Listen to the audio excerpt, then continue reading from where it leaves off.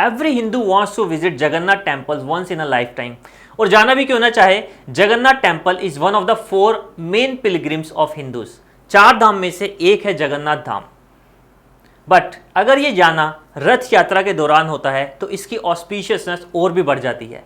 क्या है ये रथ यात्रा और क्यों millions of people, not only Indians but even foreigners, participate in this Rath यात्रा।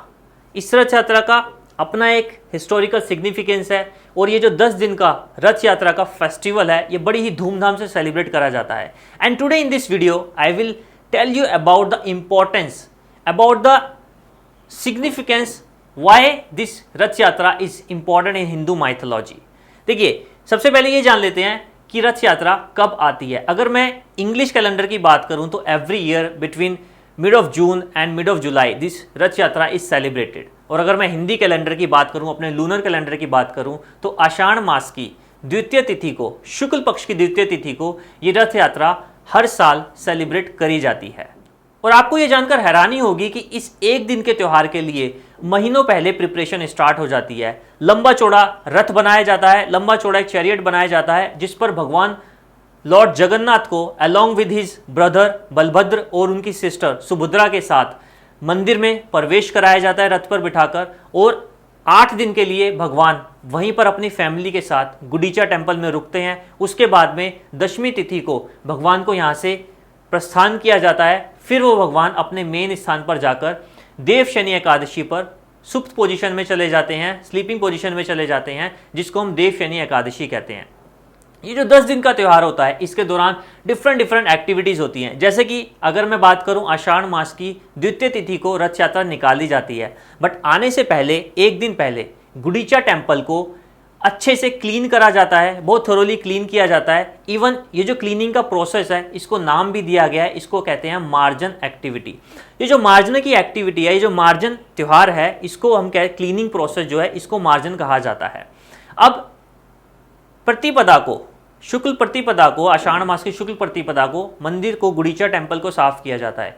गुडीचा टेम्पल की भी अपनी स्टोरी है। गुडीचा टेम्पल माता गुडीचा का टेम्पल है जो इंद्रधमुना की रानी थी। इंद्रधमुना वहां के राजा थे जिन्होंने जगन्नाथ टेम्पल को बनाया था। इसीलिए भगवान गुडीचा माता को रिस्पेक्ट देने के लिए जगन्नाथपुरी आते हैं और उनके मंदिर में 8 दिन के लिए रुकते हैं अलॉन्ग विद हिज फैमिली। द्वितीय तिथि को जब भगवान रथ यात्रा के दौरान मंदिर में प्रवेश करते हैं, उसके बाद रथ यात्रा के 4 दिन बाद यानी कि आषाढ़ मास के शुक्ल पक्ष की षष्ठी तिथि को माता लक्ष्मी जगन्नाथ टेम्पल आती हैं और गुडीचा टेम्पल में भगवान के साथ रुकती हैं। जब वह माता लक्ष्मी षष्ठी तिथि को यानी छठे दिन, आषाढ़ मास के छठे दिन यहाँ पर आती हैं, इस त्यौहार को हेरा पंचमी के नाम से जाना जाता है। पंचमी से ये कंफ्यूज मत हुई कि ये आषाढ़ मास की पंचमी तिथि को सेलिब्रेट करा जाता है। ये रथ यात्रा के 4 दिन बाद सेलिब्रेट होता है। रथ यात्रा, जैसा कि मैं पहले ही बता चुका हूं आपको, आषाढ़ मास में शुक्ल पक्ष की द्वितीय तिथि को आती है। तो ये जो 4 दिन बाद जब माता लक्ष्मी टेम्पल में प्रवेश करती हैं तो इसे हेरा पंचमी कहते हैं और ये षष्ठी तिथि को आता है।